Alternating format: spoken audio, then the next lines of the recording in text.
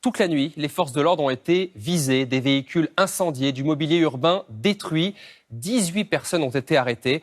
Depuis plusieurs jours, la tension était montée d'un cran après plusieurs opérations de police. Lilia Melconian, Sophie Lançon et David Bress. Des incidents. Jusqu'à 4 heures du matin, forces de l'ordre et jeunes de la cité se sont affrontés. Tirs de mortier lancés depuis des appartements. Voitures brûlées. C'est ce véhicule de pompiers là à droite, celui-là. Pris à partie, les pompiers ont dû être escortés par la police. Vous suivez?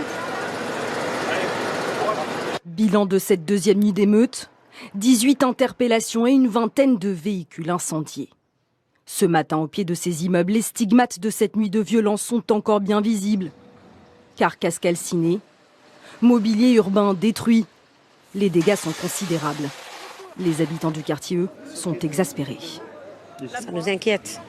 On ne peut pas sortir, même si on vient ici le soir, on ne peut pas sortir le soir. Hein. Nous sommes dans une zone de non-droit.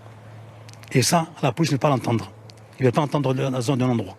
À l'origine de ces échauffourées, des tensions liées au trafic de stupéfiants selon la police. Depuis quelques semaines, une offensive des forces de police a permis de mettre à mal un petit peu l'économie souterraine dans ces quartiers. Donc de ce fait, l'occupation par la police de ces secteurs qui jusqu'ici pouvaient prospérer par rapport à cette économie souterraine fait que les tensions ont été exacerbées et on assiste à chaque fois qu'il y a des interpellations à des hostilités et des affrontements. Des rumeurs sur la mort d'un détenu originaire du quartier et l'interpellation d'une femme en burqa sont venues alimenter ces tensions.